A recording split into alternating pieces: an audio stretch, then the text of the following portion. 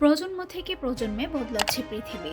সামাজিক, অর্থনৈতিক ও প্রযুক্তিগত পরিবর্তনে প্রতিটি প্রজন্মের জীবনে আসে নতুন কিছু অভিজ্ঞতা, নতুন কিছু চ্যালেঞ্জ। এই প্রজন্মগত পার্থক্যকে খুব সহজেই দেখা যায় যখন আলফা প্রজন্মের কথা উঠে আসে, যাদের জন্ম ২০১০ থেকে ২০২৪ সালের মধ্যে। এই প্রজন্মের শিশুদের আজকের দুনিয়া অনেকটাই ভিন্ন। সেসব পরিবর্তনের মধ্যে প্রধানতম হলো তাদের বেড়ে ওঠার পরিবেশ এবং সম্পর্কের দৃষ্টিভঙ্গি, যা আগের প্রজন্মের তুলনায় অনেকটাই আলাদা। আলফা প্রজন্মের সদস্যরা যখন পৃথিবীকে ঠিকভাবে বুঝে উঠতে শুরু করে, তখনই তাদের সামনে আসে এক অভূতপূর্ব সংকট, করোনা মহামারী।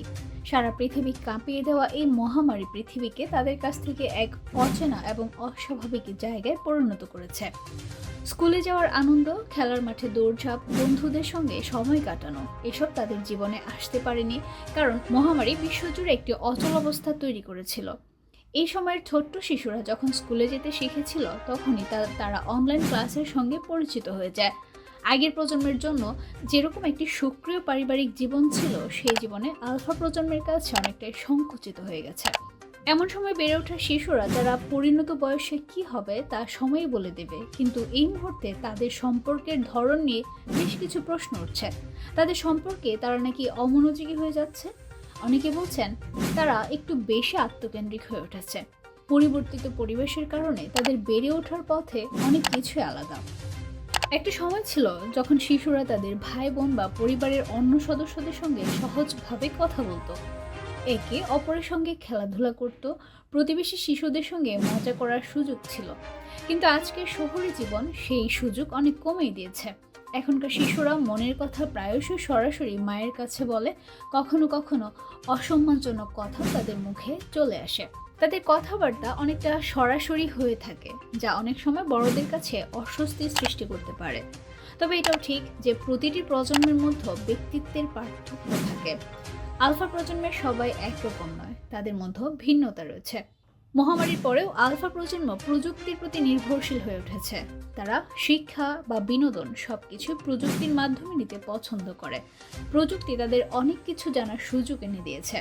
তারা এখন অনেক সংবেদনশীল বিষয় সহজভাবে গ্রহণ করে, এসব নিয়ে কথা বলে।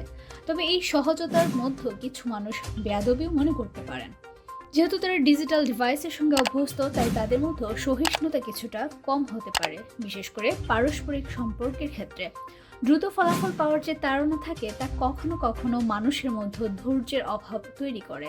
তবে এটাও সত্য যে আলফা প্রজন্ম ভার্চুয়াল দুনিয়ায় বন্ধুত্ব তৈরি করতে অনেক বেশি স্বাচ্ছন্দ্য বোধ করে। তবে যদি প্রশ্ন করা হয় যে আলফা প্রজন্ম কি সম্পর্কের ব্যাপারে উদাসীন, তাহলে উত্তর হবে একদম না। পারিবারিক সম্পর্ক এবং বন্ধুত্ব তাদের কাছে খুবই গুরুত্বপূর্ণ।